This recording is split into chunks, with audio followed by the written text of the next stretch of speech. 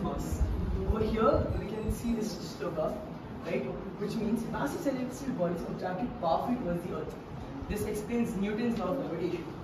Due to gravitational pull, and they appear to fall. Remember, I told about it bends. That's Einstein's theory. As a result of such attraction, when equal force act in body in space, all sides, or how will it fall? This explains the concept in physics which talks about the resultant force in a system remains zero. So one shloka explains three major parts of physics. Moving on. In today's time, the Big Bang Theory, I believe all of you have heard of it, a very major portion of the Big Bang Theory is cause and effect.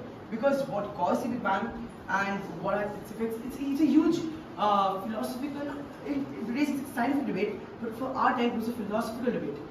So we have a clear shloka. I'm forgetting the date of it, but it's really, I believe it dates back to BC. It's BCE's era.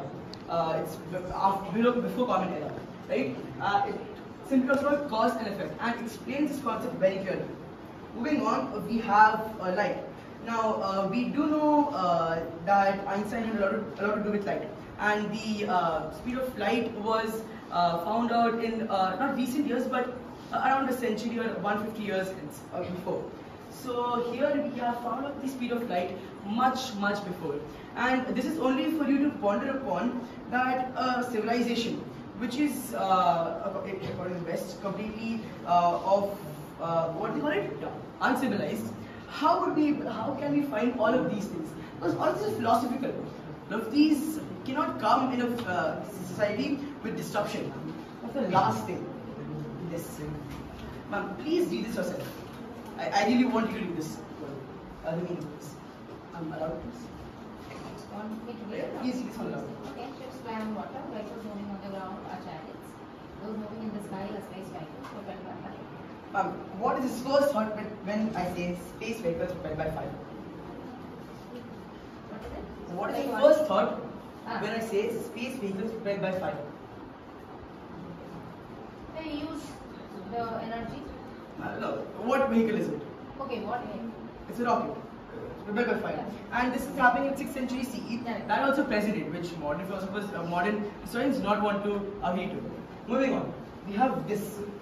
This explains the way these materials melt, and it's to exact value how much it melts.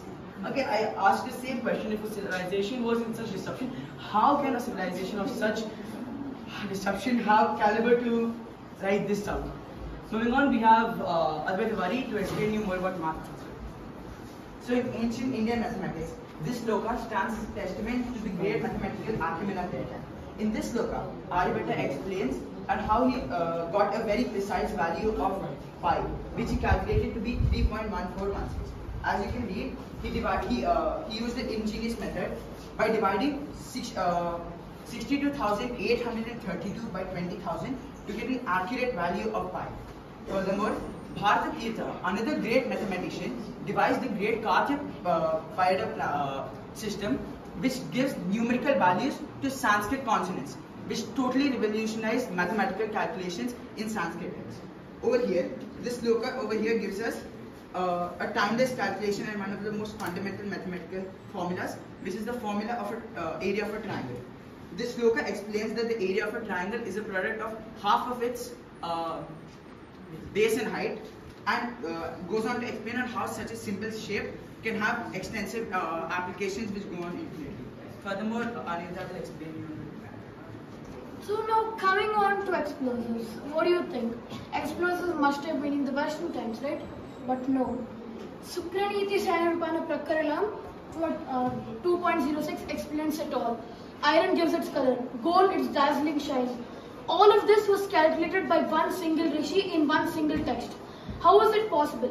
The mythical prowess of the ancient Indians must be so great that they devised the recipe for explosives in such a short period of time, dating way back when all the experiments and equipments were not even available. Now this talks about Ayurveda, Bhuta Vidya, psychiatry, Kaumara, Bhutakam. This is found in Charaka Samhita. Ma'am, do you think all this was there in Western times then? I believe that the Westerners were still holding sticks and were like barbarians, right? we ancient Indians were ahead of the time.